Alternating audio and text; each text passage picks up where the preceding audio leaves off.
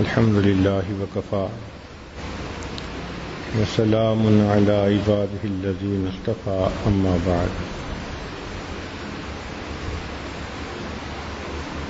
ایک حدیث مبارکہ کا تسلسل چل رہا تھا. نبی اسلام نے ارشاد فرمایا والصبر ردائی، اور صبر میری چادر ہے. صبر کا لفظ قرآن مجید میں 90 مقامات پر استعمال ہوا ہے، اور اس کا لفظی مطلب ہوتا ہے روکنا، تھام لینا. جب بھی کسی انسان پر مشکل حالات آتے ہیں، مصیبت آتی ہے، تو طبعاً وہ جزا فضا کرتا ہے، زبان پہ شکوے ہوتے ہیں، اعضاء اور جوارح میں بے قراری ہوتی ہے. اس وقت اپنے آپ کو تھام لینا، روک لینا، اور شکوہ شکایت کا کوئی لفظ زبان پہ نہ لانا، اس کو صبر کہتے ہیں. چنانچہ بے صبری کی 2 علامتیں ہوتی ہیں کہ مصیبت آنے پر انسان مخلوق کے سامنے اپنے خالق کے شکوے کرے، اور دوسری بات اس کے اعضاء اور جوارح میں بے قراری ہو، اضطراب ہو، پریشانی ہو. اور اگر یہ دونوں چیزیں نہ ہوں تو اس کو صبر کہتے ہیں. دنیا کا کوئی انسان ایسا نہیں کہ جس زندگی میں ناموافق حالات برداشت نہ کرنے پڑتے ہیں. اب 2 طرح کے لوگ ہوتے ہیں. بعض لوگوں پر جب ایسے حالات آتے ہیں ان کی طبیعت میں اضطراب، وہ پریشان نظر آتے ہیں، جہاں بیٹھتے ہیں اسی مصیبت کا تذکرہ کرتے ہیں، اپنے آپ کو لوگوں کی نظر میں قابل رحم بناتے ہیں. کچھ وہ لوگ ہوتے ہیں جو ایسے حالات میں مایوسی کا شکار ہو جاتے ہیں، ڈپریشن میں چلے جاتے ہیں. اور تیسرے وہ لوگ ہوتے ہیں کہ جو اللہ رب العزت کی طرف رجوع زیادہ کر لیتے ہیں، پہلے کی نسبت زیادہ اللہ تعالیٰ کی عبادت میں مشغول ہو جاتے ہیں. یہ تیسرا طبقہ کے لوگ صحیح معنوں میں صابرین ہوتے ہیں. اب یہاں سوال پیدا ہوتا ہے کہ اللہ تعالیٰ نے ارشاد فرمایا ان اللہ بالناس لرؤوف الرحیم، بے شک اللہ تعالیٰ اپنے بندوں کے ساتھ رؤوف اور رحیم ہے. تو پھر وہ مشکلات کیوں بھیجتا ہے؟ بندے کے اوپر مصیبتیں کیوں آتی ہیں؟ اس کی رحمت کا تقاضا تو یہ ہونا چاہیے کہ بندے کو کوئی مسئلہ ہی نہ ہو. تو یہ کیوں ہوتا ہے؟ اس کی بنیادی وجہ ہے کہ یہ دنیا امتحان کی جگہ ہے. ہر بندے کو آزمایا جاتا ہے. اللہ تعالیٰ جیسے اپنے بندوں کو خوشی دے کر آزماتے ہیں، اسی طرح اپنے بندوں کو غم دے کے بھی آزماتے ہیں. خوشی کے حالات میں اگر بندہ شکر ادا کرے اور غم کے حالات میں اگر بندہ صبر کرے تو صحیح معنوں میں اللہ کا وہ عبادت گزار بندہ ہوتا ہے. تو یہ دنیا تو ہے ہی مسائلستان. کوئی بندہ اس دنیا میں پریشانیوں کے بغیر نہیں ہو سکتا. دری دنیا کسے بے غم نہ باشد، اگر باشد بنی آدم نہ باشد. اب رہا سوال کہ کہ جب اللہ تعالیٰ رحیم ہے تو مصیبتیں کیوں ڈالتے ہیں؟ تو بھائی ظاہر میں مصیبتیں نظر آتی ہیں، حقیقت میں وہ بھی بندے کے ساتھ شفقت، رحمت اور رأفت ہوتی ہے۔ اب اس کی چند مثالیں سنیں۔ ایک بچہ ہے، گندا ہے، نجاست اس کے بدن پہ لگ گئی، تو اس کی ماں اس کو دھونا چاہتی ہے، اس کے لیے اس کو گرم پانی ڈالنا پڑے گا، صابن لگانا پڑے گا، جسم کو ملنا پڑے گا۔ اس غسل کے درمیان وہ بچہ زاروں قطار رو رہا ہوتا ہے، اور دیکھنے والا سمجھتا ہے کہ یہ ماں کیسی ظالمہ ہے جو بچے کو رلائے جا رہی ہے، لیکن اس رلانے میں بھی ماں کی شفقت شامل ہے۔ وہ بچے کے جسم پہ نجاست اور گندگی نہیں دیکھ سکتی، وہ اس کو دھونا چاہتی ہے۔ اسی طرح کئی مرتبہ بندے کا دل میلا ہو جاتا ہے، گناہوں کی وجہ سے ظلمت زیادہ ہو جاتی ہے، اللہ تعالیٰ شفیق ہیں، اپنے بندوں کو دھونا چاہتے ہیں، وہ بیماری، مصیبت، پریشانی کو بھیج دیتے ہیں، اگر بندہ اس پر صبر کرے اللہ تعالیٰ بندے کو گناہوں سے دھو دیتے ہیں۔ تو زحمت کی شکل میں بھی کئی مرتبہ رحمت ہوتی ہے۔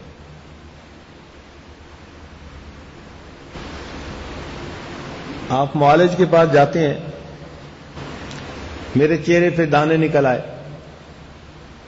وہ جواب دیتا ہے جی کہ خون میں کوئی خرابی ہے، آپ کو کڑوی دوائی استعمال کرنی پڑے گی۔ وہ معالج آپ کا دشمن نہیں، جو آپ کو کڑوی چیز کھلا رہا ہے وہ دوست ہے، اس لیے کہ علاج کڑوی دوا ہی سے ممکن ہے۔ اسی طرح کئی مرتبہ انسان کے اندر عجب، تکبر، خود پسندی ہوتی ہے، اللہ تعالیٰ بھی اسے مصیبتوں کی، پریشانیوں کی کڑوی دوا دیتے ہیں تاکہ اس کا بھی مزاج درست ہو جائے۔ کئی مرتبہ انسان کے جسم پہ پھوڑا پھنسی ہوتی ہے، وہ ڈاکٹر کے پاس جاتا ہے تو طبیب کہتا ہے جی کہ اس کو تو کاٹنا پڑے گا اور اس کے اوپر سے یہ گندا مواد نکالنا پڑے گا۔ لوگ اس کے لیے فیسیں دیتے ہیں، ڈاکٹر ان کے گوشت کو چیرتا ہے، ان کے اندر سے گندا مواد نکالتا ہے، خون، پس، ہر چیز، اور جب صحت یاب ہوتا ہے تو مریض اسی ڈاکٹر کا شکر گزار ہوتا ہے۔ بالکل یہی حال انسان کے حالات، کہ کئی مرتبہ اللہ رب العزت بندے کے اندر سے وہ گندا مادہ نکالتے ہیں، وہ آنسوؤں کی شکل میں نکلتا ہے، مصیبت بھیج دی، پریشانی بھیج دی، ٹپ ٹپ آنسو گر رہے ہیں۔ یہ جو آنسو گر رہے ہیں نا، تو ان کے ساتھ اندر کا فساد بھی نکل رہا ہے۔ اب گناہوں پہ ندامت ہو رہی ہے، اب دل تصدیق کر رہا ہے، مولا آج کے بعد تیرے حکم کی نافرمانی نہیں کرنی۔ تو زحمت کی شکل میں کئی مرتبہ رحمت پوشیدہ ہوتی ہے۔ ایک دوسرا نقطہ کہ انسان پر مصیبت آئے تو برداشت کیسے ہو سکتی ہے؟ آخر انسان ہے، بے صبری کا مظاہرہ کرے گا۔ تو یہ کہنا کہ جی صبر کرو، مصیبت کو برداشت کرو، اس کا بھی اصول سن لیجیے۔ ایک نفسیاتی کلی ہے کہ بڑے اجر کی توقع میں بندہ چھوٹی پریشانیوں، مصیبتوں کو آسانی اور خوشی کے ساتھ برداشت کر لیتا ہے۔ آپ دیکھیں ایک مزدور دھوپ کے اوپر سر کے اوپر بوجھ اٹھائے، پتھر اٹھائے جا رہا ہوتا ہے، پسینہ بہہ رہا ہے، تھکا ہوا ہے، یہ ساری مشقت کیوں برداشت کر رہا ہے؟ اس کو توقع ہے کہ جب چھٹی کا وقت آئے گا تو اسے اس پر تنخواہ ملے گی۔ تو بڑے اجر کی توقع میں اس کے لیے اس مشقت کو برداشت کرنا آسان ہو گیا. ایک عورت دعائیں مانگ رہی ہے، اللہ مجھے بیٹا عطا کر دے. یہ عورت جانتی ہے کہ جب مجھے حمل ہوگا تو 9 مہینے میں بالکل بیمار بندے جیسی زندگی گزاروں گی. حاملہ عورت کو کئی مرتبہ کھانا اچھا نہیں لگتا، طبیعت ایسی ہوتی ہے. کچھ کھاتی بھی ہے تو وہ باہر نکلتا ہے. پھر یہ جانتی ہے کہ جب بچے کی ولادت کا وقت ہوگا تو میرے لیے زندگی اور موت کا مسئلہ ہوگا. کتنی عورتیں ایسی ہیں بچے کی ولادت کے وقت شہید ہو جاتی ہیں. یہ جانتی ہے کہ جب بچے کی ولادت ہوگی تو 2 سال کے لیے مجھے اپنا آرام قربان کرنا پڑے گا. نہ اپنی مرضی سے سو سکتی ہے، نہ اپنی مرضی سے کھا سکتی ہے، نہ کہیں جا سکتی ہے. کم از کم 2-3 سال بچے کی پابند. پہلے بچے کو کھلائے گی، بعد میں خود کھائے گی. پہلے بچے کو پلائے گی، بعد میں خود پیے گی. پہلے بچے کو سلائے گی، بعد میں خود سوئے گی. اور ابھی سوئی اور تھوڑی دیر میں بچے نے رونا شروع کر دیا، پھر اٹھ بیٹھتی ہے. ماں کو کتنی مشقت برداشت کرنی پڑتی ہے. سردیوں کے موسم میں لحاف کے اندر میٹھی نیند سوئی ہے، بچہ رونا لگ جاتا ہے، پھر اس کو اٹھ کے بیٹھنا پڑ جاتا ہے. تو اس عورت کو پتا ہے کہ مجھے یہ ساری تکلیفیں اٹھانی پڑیں گی، مگر ماں بننے کی دل میں ایسی چاہت ہے کہ یہ دعائیں مانگتی ہے رو رو کر، اللہ مجھے بیٹا عطا فرما. تو بڑے اجر کی توقع میں چھوٹی مصیبتوں کو برداشت کرنا بندے کے لیے آسان ہوتا ہے. آپ ایک پہرے دار کو دیکھیں، لوگ نرم بستروں پر میٹھی نیند سو رہے ہوتے ہیں، وہ گلی میں کھڑا جاگ رہا ہوتا ہے، چل رہا ہوتا ہے، آنکھوں میں نیند ہے، جسم بے آرام ہے، پھر بھی ڈیوٹی کر رہا ہے. کس لیے؟ اس کو یقین ہے کہ مہینے کے بعد مجھے تنخواہ ملے گی. تو اصول یہ نکلا کہ بڑے اجر کی توقع میں ایسی مشقتوں کو برداشت کرنا بندے کے لیے آسان ہوتا ہے. تو جب مومن کو یہ بات سمجھ آ جائے تو اس کے لیے مصیبتوں میں صبر کر جانا یہ بہت آسان بن جاتا ہے.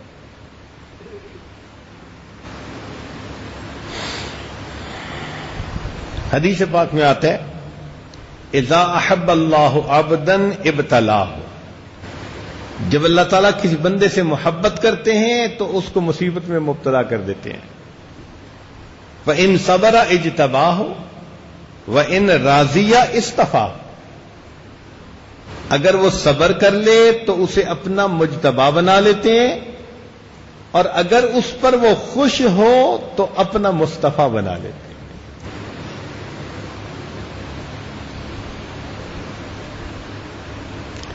ہمارے مشائخ نے فرمایا بلا الدست دوست عطاست، کہ جو دوست کے ہاتھوں سے ملے وہ بلا نہیں عطا ہوتی ہے.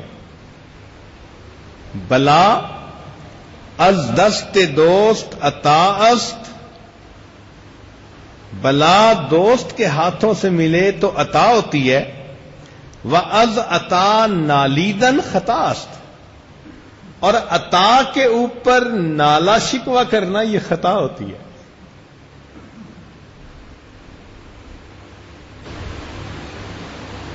تو اللہ رب العزت کی طرف سے کوئی اس قسم کے حالات آ جائیں تو جزا فضا کرنے کی ضرورت نہیں ہوتی. کچھ اس کا لطف اہل محبت سے پوچھئے، شان جلال بھی انہیں شان جمال ہے. اللہ رب العزت کے جلال میں بھی اللہ کا جمال پوشیدہ ہوتا ہے. حضرت مجذوب رحمت اللہ علیہ فرماتے ہیں ایک ان سے کیا محبت ہو گئی، ساری دنیا سے عداوت ہو گئی، لاکھ جھڑکو اب کہاں پھرتا ہے دل، ہو گئی اب تو محبت ہو گئی۔ جب محبت ہو جائے تو پھر جھڑکیاں پڑنے پر انسان پریشان نہیں ہوتا، محبت اور بڑھتی ہے۔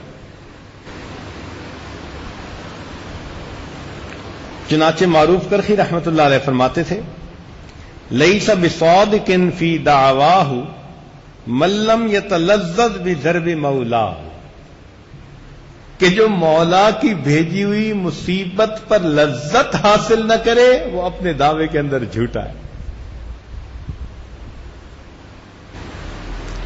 اس لیے ہمارے بزرگوں نے فرمایا، تیری نوازش پنہاں کا لطف کیا جانے، وہ دل جو تیری نگاہوں سے پائے مال نہیں۔ جو محبت کے رشتے میں گرفتار نہیں ہوتا اس کو کیا پتا کہ ان جھڑکیوں میں بھی محبت پوشیدہ ہوتی ہے۔ جب یہ بات سمجھ آ جائے تو مصیبت میں بندے کے دل میں اعتراض نہیں پیدا ہوتا۔ آپ سنتے ہیں نا کئی لوگ اعتراض کرتے ہیں اللہ تعالیٰ کی تقسیم پر، ہمارے رزق کا مسئلہ دور نہیں ہو رہا، اولاد نہیں مل رہی، صحت ٹھیک نہیں ہو رہی۔ جب حقیقت سمجھ میں آ جائے تو سب اعتراض ختم ہو جاتے ہیں۔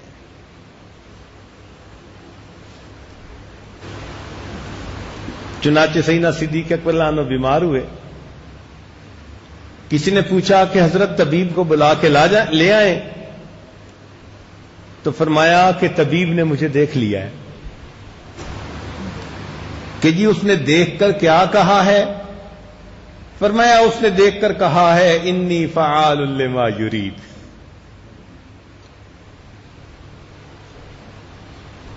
حضرت عبداللہ بن مسعود رضی اللہ عنہ بیمار ہوئے تو سیدنا عثمان غنی رضی اللہ عنہ ان کی تبع پرسی کے لیے، بیمار پرسی کے لیے آئے، تو انہوں نے آ کر پوچھا کہ ما تشتکی، آپ کو کیا شکایت ہے؟ تو فرمایا ذنوبی، مجھے اپنے گناہوں کی شکایت ہے۔ فرمایا ما تشتہی، آپ چاہتے کیا ہیں؟ فرمایا رحمت ربی، اپنے رب کی رحمت کو چاہتا ہوں۔ انہوں نے کہا کہ اچھا میں کسی معالج کو بلاؤں؟ فرمایا الطبیب امرضنی، میرے طبیب ہی نے تو مجھے مریض کیا ہے۔ انہوں نے فرمایا اچھا میں آپ کو بیت المال سے کچھ بھیجتا ہوں۔ فرمایا لا حاجت لی فیہا، مجھے اس کی کوئی ضرورت نہیں ہے۔ ان کا اچھا میں آپ کو ہدیہ بھیجتا ہوں۔ تو جواب میں فرمایا کہ میں نے نبی علیہ الصلوۃ والسلام سے یہ سنا، من قرأ سورۃ الواقعہ کل لیلہ، جس نے ہر رات میں سورہ واقعہ کی تلاوت کی، لم تصبہ فاقۃ ابدا، اس کو کبھی بھی فاقہ نہیں آ سکتا۔ تو مجھے ہدیے کی بھی ضرورت نہیں ہے۔ یہ صحیح معنوں میں صبر، کہ اللہ رب العزت جس حال میں رکھے بندہ اپنے رب سے راضی ہو، رب کی تقسیم پر راضی ہو۔ چنانچہ مولانا روم رحمت اللہ علیہ نے عجیب و غریب حکایتیں لکھی ہیں۔ فرماتے ہیں کہ ایاز کا ایک غلام تھا، محمود کا ایک غلام تھا جس کا نام ایاز تھا۔ محمود کو اس سے بڑی محبت تھی۔ لوگوں نے اعتراض کیا کہ ہم اس سے شکل میں اچھے، عقل میں اچھے، نسب میں اچھے، علم میں اچھے، اور آپ کی جو محبت کی نظر اس پر پڑتی ہے وہ کسی اور پہ نہیں پڑتی۔ انہوں نے کہا اچھا میں اس کا جواب دوں گا۔ چنانچہ ایک دن انہوں نے کڑوا پھل منگایا اور اس کی کاشیں بنائی اور سب میں تقسیم کی۔ جس نے منہ میں ڈالا اس نے تھو تھو کیا۔ محمود کو دیکھا نہ ایاز کو دیکھا تو وہ مزے سے کھا رہا ہے۔ تو پوچھا کہ بھئی کیوں؟ یہ پھل کڑوا نہیں؟ تو اس نے جواب میں کہا کہ کڑوا تو ہے لیکن میں اسے کھا رہا ہوں۔ کیوں کھا رہے ہو بھائی؟ کہنے لگا کہ مجھے یہ بات ذہن میں آئی کہ جس بادشاہ کے ہاتھوں سے ساری زندگی میں میٹھی چیزیں لے کر کھاتا رہا، اگر آج کڑوی بھی مجھے مل گئی تو واپس کرتے ہوئے مجھے حیا آتی۔ ہم بھی یہی سوچیں، جس پروردگار نے ہمیں صحت دی، عزت دی، رزق دیا، ایمان عطا کیا، اتنی نعمتیں دی، اگر اس کی طرف سے کوئی مشکل حالات آ جائیں تو ہم بھی مصیبت کو برداشت کریں۔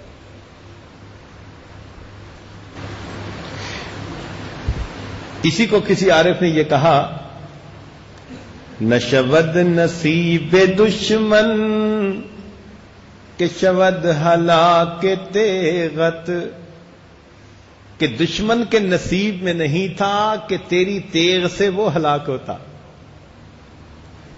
نشود نصیب دشمن کہ شود ہلاک تیغت، سرے دوستاں سلامت کہ تو خنجر آزمائی، دوستوں کے سر سلامت رہیں کہ تو ان پہ اپنے خنجر آزماتا ہے۔ یہ دشمنوں کے نصیب میں کہا، یہ تو نعمت دوستوں کو نصیب ہوئی۔ تو اللہ والوں کا بھی یہی حال کہ وہ کہتے ہیں کہ دشمنوں کو کہاں، ان کو تو اللہ دنیا میں سب کچھ دے دیتا ہے، اس لیے کہ آخرت میں ان کا کوئی حصہ نہیں ہوتا، اور یہ چیزیں تو اللہ تعالیٰ اپنے دوستوں کو دنیا میں دیتا ہے، بلاؤں اور مصیبتوں کو۔ اس لیے کسی عارف نے کہا کہ تیرا غم بھی مجھ کو عزیز ہے کہ وہ تیری دی ہوئی چیز ہے۔ اللہ، یہ غم مجھے اس لیے اچھا لگتا ہے کہ تیری طرف سے یہ مجھے ملا۔ ایک اصول کی بات یاد رکھیں کہ بے صبری کرنے سے انسان کی مصیبت نہیں ٹلتی، بے صبری کرنے سے انسان کی مصیبت نہیں ٹلتی، ہاں مصیبت پہ جو ثواب ملنا تھا بندہ اس سے محروم ہو جاتا ہے۔ تو بے صبری کا کیا فائدہ ہوا؟ علماء نے لکھا ہے کہ صبر کی 3 اقسام ہیں۔ پہلا ہے طاعت الہی پہ صبر، جب انسان نیک اعمال کرتا ہے، نیکی کرتا ہے، تو اس کو اپنے نفس کو تھام کے رکھنا پڑتا ہے۔ نیند آ رہی ہے، اس کے باوجود تہجد میں اٹھ کے کھڑا ہو گیا، تو یہ مجاہدہ ہوتا ہے۔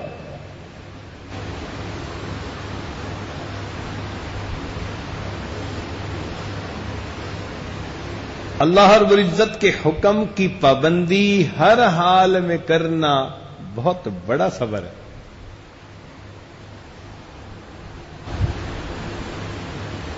سیدنا یوسف علیہ الصلوۃ والسلام کا واقعہ سنیں کہ ان کو گناہ کی دعوت ملتی ہے، اس گناہ کو کر لینے کے لیے ماحول بالکل موافق ہے۔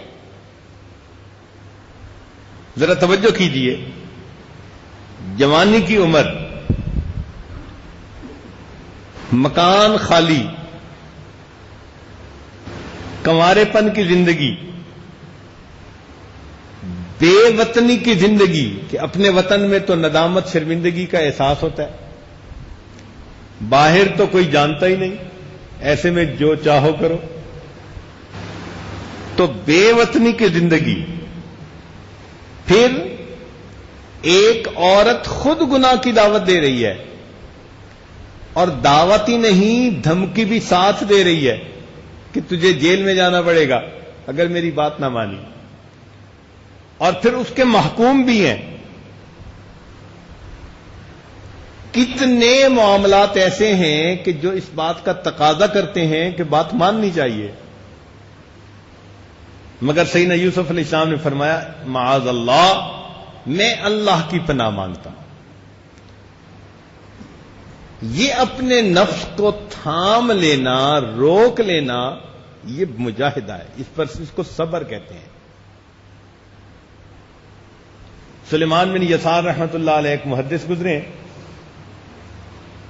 حج کے سفر پر گئے، ایک جگہ خیمہ لگایا، دو ساتھی روٹی لینے شہر چلے گئے، اتنے میں ایک بدو خوبصورت عورت آئی اور اس نے کچھ بات کہی، یہ انہیں سمجھ نہ آئی،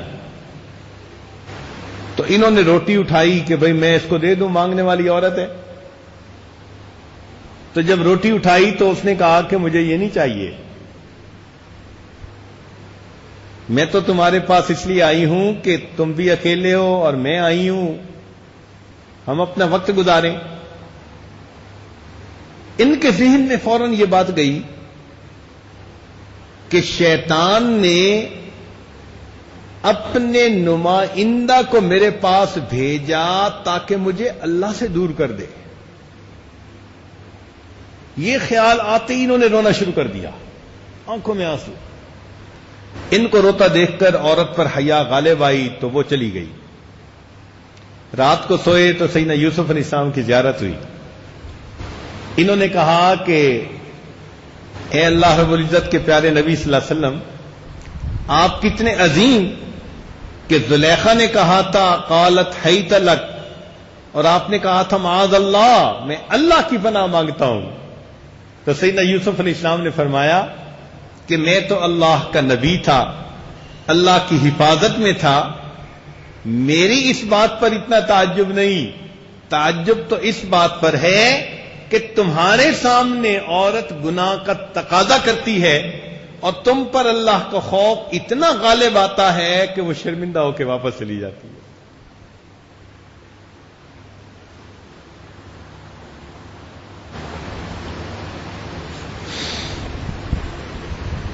دوسرا ہے ترک معصیت پر صبر۔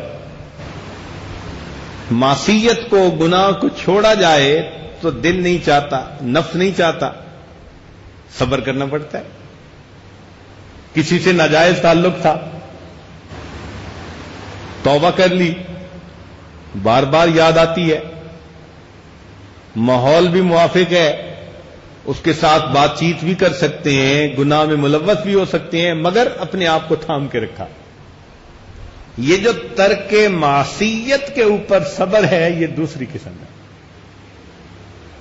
جگر مراد آبادی نے حضرت اقدس ثانوی رحمۃ اللہ کے ہاتھوں پر جب توبہ کی تو بلا نوش تھے، شراب پیتے تھے، توبہ کر لی، جب توبہ کی تو بیمار ہو گئے، یکدم جو چھوڑ دیا۔ اطباء نے کہا کہ آہستہ آہستہ شراب کو کم کرتے اور بالآخر چھوڑ دیتے، اب آپ اس وجہ سے بیمار ہو گئے ہیں۔ انہوں نے کہا کہ اچھا، اگر میں تھوڑی تھوڑی پینا شروع کر دوں تو کیا ہوگا کہ تمہاری عمر لمبی ہو جائے گی، پھر کیا ہوگا کہ جی موت تو آنی ہے۔ تو ماننے لگے جب بعد میں بھی موت آنی ہے تو پھر میں پیوں کس لیے؟ لہذا انہوں نے اس مجاہدے کو برداشت کیا اور اللہ تعالی نے سچی توبہ پر استقامت عطا فرمائی۔ جو لوگ سگریٹ چھوڑتے ہیں تو کھانا کھانے کے بعد ان کی حالت عجیب ہوتی ہے۔ اللہ رب العزت کی رضا کے لیے اپنے نفس کو تھام لینا، یہ ترک معصیت پر صبر کہلاتا ہے۔ اور تیسرا ہے امتحان الہی پر صبر۔ اللہ کی طرف سے امتحان آ جائے، صبر کر لے۔ جیسے ام سلیم رضی اللہ تعالیٰ نے، ایک صحابی ہیں، اللہ نے بیٹا دیا اور ابو طلحہ ان کے خاوند جو تھے ان کے آنے سے پہلے اس بچے کی وفات ہو گئی۔ انہوں نے اس پر صبر کیا، لمبا واقعہ ہے۔ نبی علیہ السلام نے فرمایا کہ اللہ تعالیٰ نے میری امت میں ایسی عورت کو پیدا کر دیا جیسے بنی اسرائیل کی ساورہ تھی. تو امتحان الہی کے اوپر صبر کرنا یہ تیسری قسم ہے. اطاعت الہی پر صبر، ترک معصیت پر صبر، اور امتحان الہی پر صبر. اس لیے قرآن مجید کی تلاوت کریں تو صابرین کو اتنے انعامات اللہ نے دیے کہ انسان حیران ہوتا ہے. چونکہ طلباء کا مجمع ہے تو ایک طالب علم ہونے کے ناطے چند باتیں قرآن مجید میں سے امید ہے کہ آپ ہوش کے کانوں سے سنیں گے اور صبر کی اس اہمیت کو اچھی طرح سمجھنے کی کوشش کریں گے.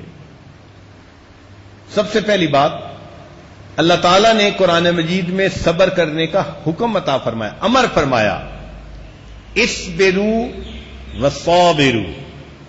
اب یہ اصبروا امر کا صیغہ ہے، حکم دیا جا رہا ہے، محبوب کا حکم ہے. ایک جگہ فرمایا استعینوا بالصبر والصلاۃ، مدد مانگو صبر سے اور اللہ کی نماز ادا کرنے سے. عدم صبر سے منع فرما دیا،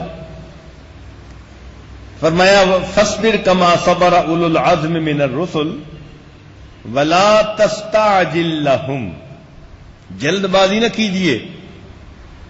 تو بے صبری سے منع کیا اور صبر کا حکم فرما دیا. پھر اہل صبر کی تعریفیں کی، والصابرین فی البأساء والضراء وحین الباس اولئک الذین صدقوا واولئک هم المتقون. اہل صبر کے ساتھ محبت کا اظہار فرمایا، واللہ یحب الصابرین، اللہ تعالیٰ صبر والوں سے محبت کرتا ہے. اہل صبر کے ساتھ اپنی معیت کا اعلان کیا، ان اللہ مع الصابرین، اللہ تعالیٰ صبر والوں کے ساتھ ہے. اہل صبر کو کہا کہ یہ صبر تمہارے لیے بہت بہتر ہے، وَلَئِن صَبَرْتُمْ لَهُوَ خَيْرٌ لِلصَّابِرِينَ. پھر فرمایا کہ صبر پر ہم بہترین اجر عطا فرمائیں گے، وَلَنَجْزِيَنَّ الَّذِينَ صَبَرُوا أَجْرَهُمْ بِأَحْسَنِ مَا كَانُوا يَعْمَلُونَ. پچھلی قوموں کی مثالیں بھی دی کہ انہوں نے صبر کیا تو کتنا انعام ملا. جیسے موسیٰ علیہ السلام نے بنی اسرائیل سے کہا تھا، وَقَالَ مُوسَىٰ لِقَوْمِهِ اسْتَعِينُوا بِاللَّهِ وَاصْبِرُوا. اب صبر کا حکم ہے ایک نبی علیہ السلام کی طرف سے. اس پر اللہ نے بنی اسرائیل کو کیا انعامات سے نوازا؟ فرماتے ہیں وَتَمَّتْ كَلِمَةُ رَبِّكَ الْحُسْنَىٰ عَلَىٰ بَنِي إِسْرَائِيلَ بِمَا صَبَرُوا. طلباء کے مجمع میں ترجمہ کرنے کی مجھے ضرورت نہیں ہے. فرمایا کہ جو انسان صبر کرتا ہے اس کا اجر بغیر حساب کے ملتا ہے. انما یوفی الصابرون اجرہم بغیر حساب. سلیمان بن قاسم رحمۃ اللہ علیہ فرماتے تھے ہر عمل کا اجر معلوم ہے سوائے صبر کے، کہ بندے کو معلوم نہیں کہ اللہ تعالی آخرت میں صبر پر بندے کو کیا اجر عطا فرمائیں گے. اہل صبر کو بشارت دی، فرمایا وبشر الصابرین. 3 چیزوں کی بشارت ملی. کیا؟ اولئک علیہم صلوات من ربہم ورحمہ واولئک هم المہتدون. 3 نعمتیں اللہ رب العزت کی طرف سے ملی. اہل صبر کی مدد و نصرت کا وعدہ فرمایا، بلا ان تصبروا وتتقوا وَيَأْتُوكُم مِّن فَوْرِهِمْ هَٰذَا يُمْدِدْكُمْ رَبُّكُمْ. تمہارا رب تمہاری مدد کرے گا. تو صبر کے اوپر مدد کا وعدہ. حدیث پاک میں آتا ہے وَعَلَمْ أَنَّ النَّصْرَ مَعَ الصَّبْرِ. جان لے اللہ کی مدد بندے کے صبر کے بقدر ہوتی ہے. جتنا صبر زیادہ کرے گا اللہ تعالیٰ کی مدد اتنی زیادہ ہوگی. فرمایا اہل صبر ہی اہل عزم ہوتے ہیں. وَلَمَنْ صَبَرَ وَغَفَرَ إِنَّ ذَلِكَ لَمِنْ عَزْمِ الْأُمُورِ. اہل صبر کو اللہ تعالیٰ حظوظ عظیمہ عطا فرمائیں گے. چنانچہ علماء نے کہا وَيْلَكُمْ ثواب اللہ خیر لمن آمن وعمل صالحا ولا يلقاها الا الصابرون. اور قرآن مجید میں فرمایا کہ اہل صبر ہی خوش قسمت ہوتے ہیں, خوش نصیب ہوتے ہیں. وما يلقاها الا الذين صبروا وما يلقاها الا ذو حظ عظیم. تو ذو حظ عظیم کا ترجمہ مفسرین نے خوش نصیب خوش قسمت کیا ہے. اہل صبر ہی عبرت پکڑتے ہیں. ان فی ذلک لآیات لکل صبار شکور. اور اہل صبر ہی جنت میں جائیں گے. والملائکۃ یدخلون علیہم من کل باب سلام علیکم بما صبرتم فنعم عقبی الدار. اہل صبر کو ہی اللہ تعالی امامت کا منصب عطا فرماتے ہیں. چنانچہ اللہ تعالیٰ فرماتے ہیں وَجَعَلْنَا مِنْهُمْ أَئِمَّةً, ہم نے ان میں سے ائمہ بنائے, امام بنائے. يَهْدُونَ بِأَمْرِنَا لَمَّا صَبَرُوا وَكَانُوا بِآيَاتِنَا يُوقِنُونَ. تو اہل صبر کو ہی اللہ تعالیٰ بالعزت امامت کا درجہ عطا فرماتے ہیں. فرمایا وَإِذِ ابْتَلَىٰ إِبْرَاهِيمَ رَبُّهُ بِكَلِمَاتٍ فَأَتَمَّهُنَّ قَالَ إِنِّي جَاعِلُكَ لِلنَّاسِ إِمَامًا. دیکھا آزمائشیں آئیں, صبر کیا, فرمایا میرے ابراہیم میں تجھے انسانوں کا امام بناؤں. اس لیے سیدنا فاروق اللہ عنہ فرماتے تھے خبر عیش ادرکناہ بالصبر, کہ خوشی کی خبر ہم نے ہمیشہ صبر کے بعد سنی ہے. حضرت انس اللہ عنہ فرمایا کرتے تھے من کنوز البر کتمان المصائب. نیکی کے خزانوں میں سے ایک خزانہ یہ ہے کہ انسان پر کوئی مصیبت آئے تو وہ اس کو دوسروں سے چھپائے, پتہ ہی نہ چلنے دے کسی کو. صبر کے اندر کچھ صفات ہوتی ہیں کہ صبر باللہ ہو, صبر للہ ہو, صبر مع اللہ ہو.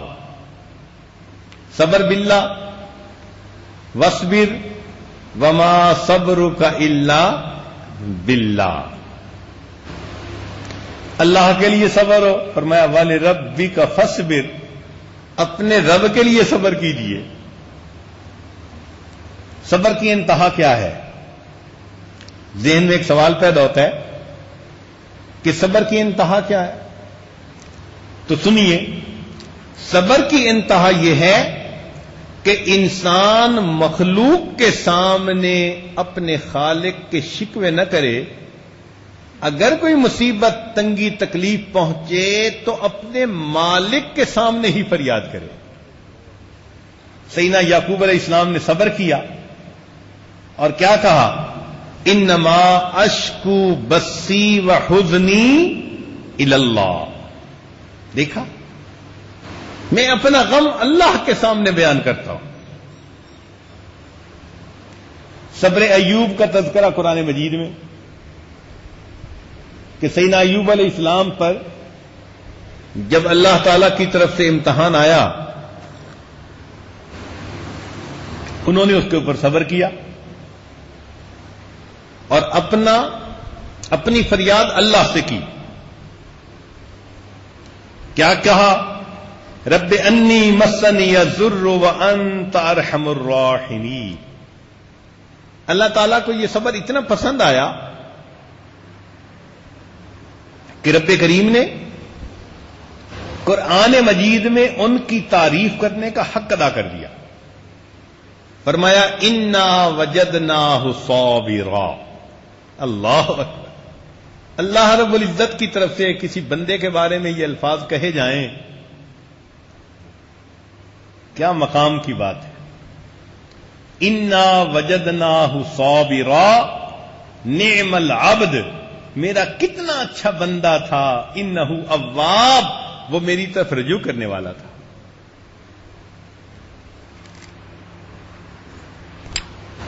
نبی علیہ السلام پر بھی مصیبتیں آئیں، آپ نے بھی صبر کیا. طائف کے دن کیا تکلیف پہنچی تو نبی علیہ السلام نے اس کے جواب میں کیا فرمایا؟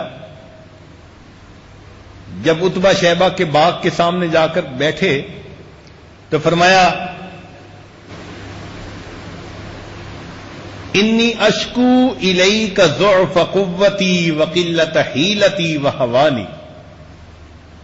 اپنی فریاد اللہ رب العزت کے سامنے پیش کی.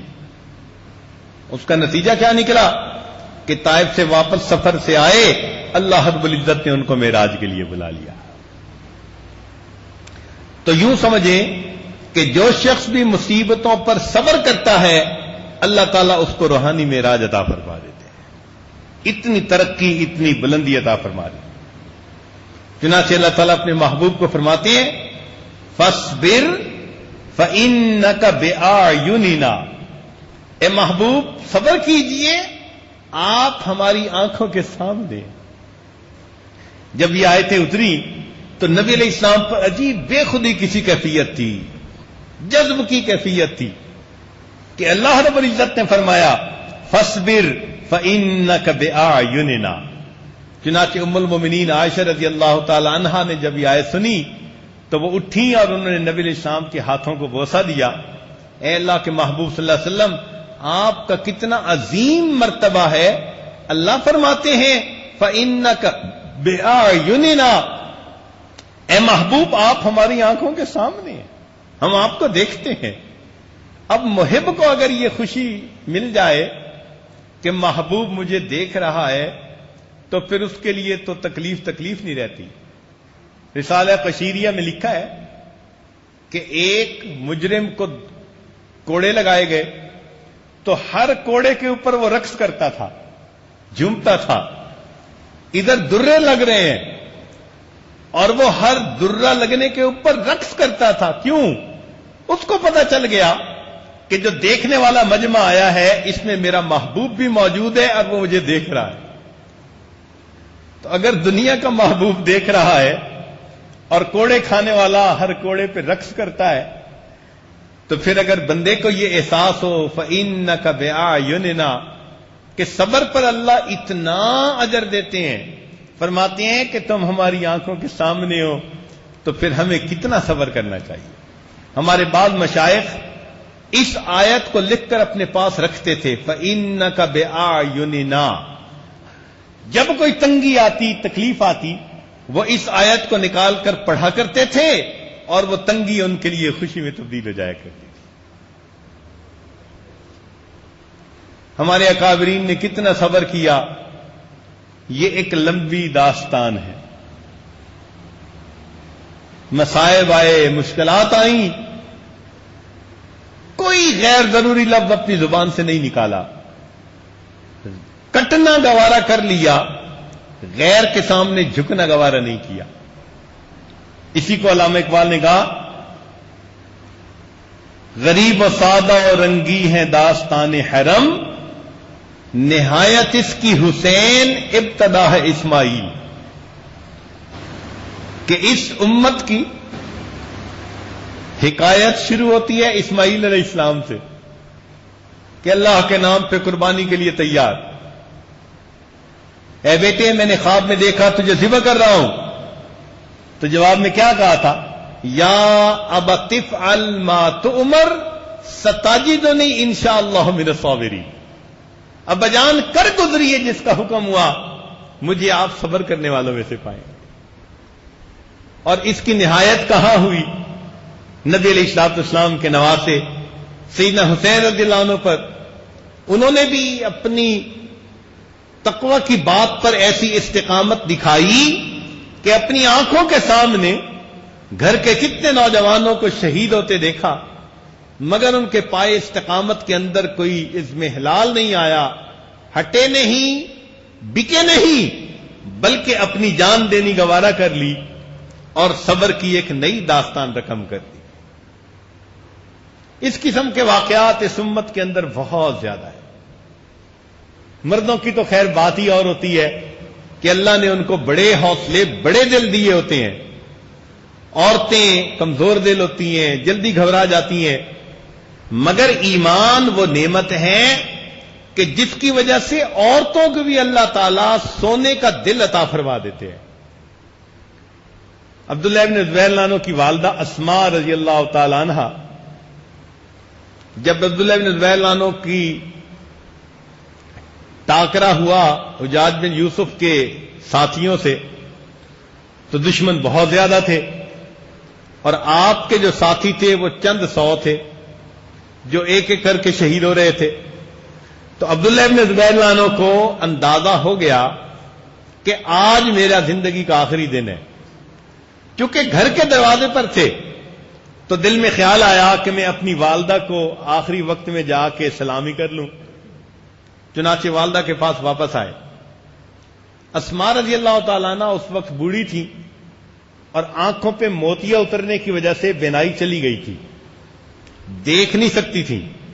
آ کے کہا کہ اماں میں آپ کو آخری مرتبہ سلام کرنے آیا ہوں. پوچھا بیٹا تجھے پریشانی کس بات کی ہے؟